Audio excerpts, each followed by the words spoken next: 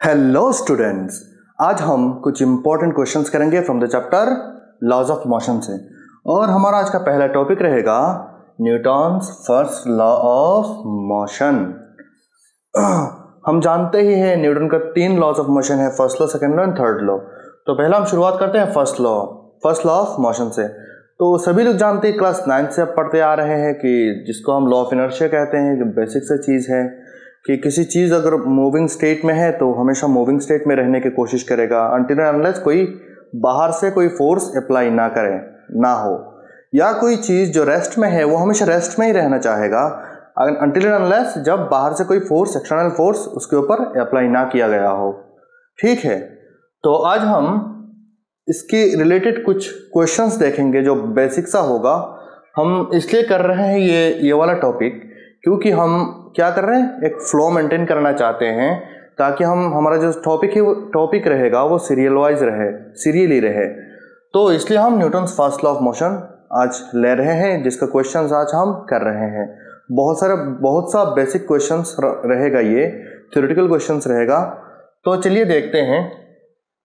आज का पहला क्वेश्चन है हमारे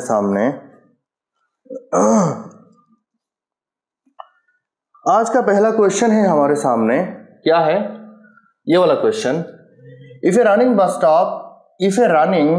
बस स्टॉप सडनली और feet stops due to friction but the rest of the body continues to move forward due to. ये तो क्वेश्चंस बहुत सालों से करते आ रहे हैं। अभी थोड़ी देर पहले बताया था कि किसी भी चीज़ अगर मूविंग स्टेट में है तो ये मूविंग स्टेट में रहना पसंद करेगा, और किसी भी चीज़ अगर स्टेशनरी स्टेट में है तो ये हमेशा स्टेशनरी स्टेट पे रहना पसंद करेगा, क्योंकि ये किसके ऊपर डिपेंड करता है, इनर्शिया के ऊपर। तो हमारा जो पैर है ये फ्रिक्शन के कारण वो तो क्या करेगा, बिल्कुल जैसे है वैसे ही रहेगा, लेकिन हमारा जो बॉडी ऊपर वाला जो हिस्सा है वो थोड़ा आगे की तरफ टिल्ट हो जाएगा। ये क्यों? Due to inertia. समझे?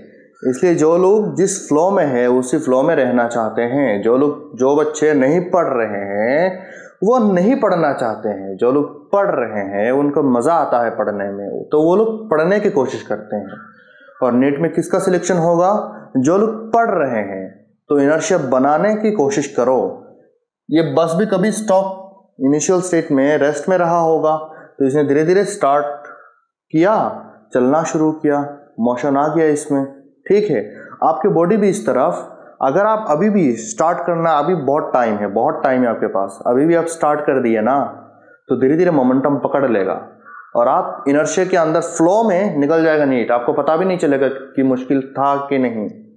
समझे? इसलिए जो लोग गरीब है, मतलब मैं इसे बता रहा हूँ, मतलब लोग कहते हैं कि भाई गरीब और गरीब होता जा रहा है, अमीर और अमीर होता जा रहा है। पता नहीं कुछ बेसिक सा रूल होगा, पता नहीं कि जो लोग अमीर होते हैं उनके पास शायद कुछ सेट्स ऑफ रूल होगा कि भाई ये पाथ है, ये पाथ है, ये तरीका है, ये तरीका है, ये तरीका है। अगर इन तरीकों से हम आगे जाएंगे तो अमीर बन सकते हैं। जो गरीब, मतलब फाइनेंशियली नहीं, हर जो मेंटली अमीर है, जो जिसका मेंटल स्टेट बहुत अच्छा है, जो फिजिकली अमीर है, जिसका फिजिकल स्टेट बहुत अच्छा है, ठीक है।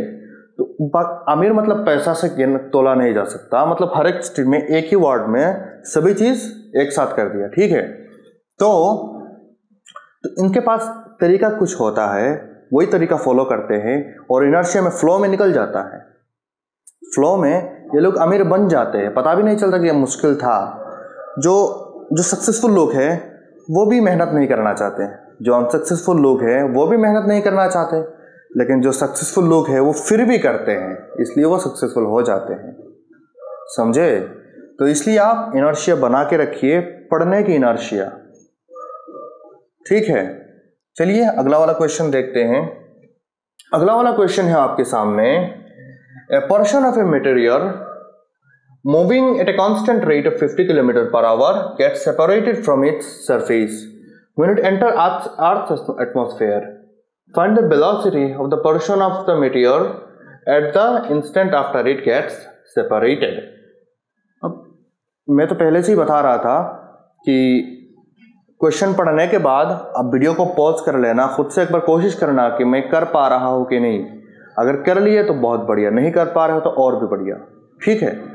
क्योंकि एक्सप्लेनेशन के साथ साथ आपको आंसर दिया जाएगा और आपका कॉन्फिडेंस भी बढ़ता चला जाएगा धीरे धीरे करके। टाइम बहुत है, साथ में बने रहिएगा तो कॉन्फिडेंस भी बढ़ जाएगा और नीट ऐसे ही निकल जाएगा आपका, ठीक है। तो कोशिश कर दिया।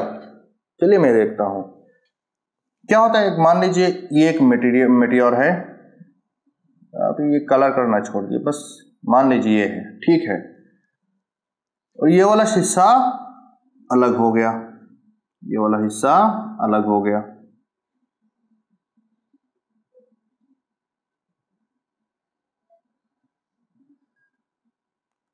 जस्ट अलग हुआ है, अभी उसी के साथ चल रहा है। जस्ट अलग हुआ है, अभी जस्ट टुकड़ा हुआ है, अभी निकला नहीं है यहां से, अभी उसका फ्लो में चल रहा है। अभी कुछ टाइम लगेगा अलग होने, मतलब उससे अलग होकर चलने में।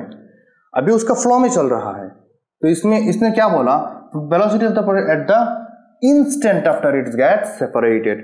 उसी इंस्टेंट पे जब ये अलग हो गया, उसी इंस्टेंट पे, उस इंस्टेंट में क्या होगा, उसी का सेम वेलोसिटी होगा ना पूरे का। तो पूरे का सेम वेलोसिटी, पूरे का वेलोसिटी कितना है 50 किलोमीटर पर आवर। तो इस टुकड़े का भी कितना होगा 50 किलोमीटर पर आवर, ठीक है। अगर हमें पूछ लिया होता कि भाई बताओ कि 10 मिनट बाद क्या होगा, 15 मिनट के बाद क्या होगा, 20 सेकंड के बाद क्या होगा, तो हम कुछ और मैथ्स लगाते हैं। लेकिन अभी इंस्टेंट, उसी इंस्टेंट पे पूछा है ना, समझा करो बात को। हाँ, इंस्टेंट पे पूछा है। अभी ये सिर्फ सेपरेटेड हुआ है, ठीक है। दोनों एक साथ अभी भी मूव कर रहे हैं, थोड़ी देर बाद ये दोनों अलग हो जाएंगे। पूरा ये अलग मूव करेगा, ये अलग मूव करेगा, तब वेलोसिटी भी अलग हो सकता है शायद, और होना भी चाहिए, क्योंकि अगर छोटा बड़ा होगा, कुछ अलग फैक्टर होगा तो अलग हो सकता है। तो अभी के लिए लेकिन एक साथ ही चल रहे हैं ना, तो उसके इनर्शिया के कारण उसी का जो वेलोसिटी रहेगा उस पार्ट पर भी वेलोसिटी सेम ही रहेगा, ठीक है।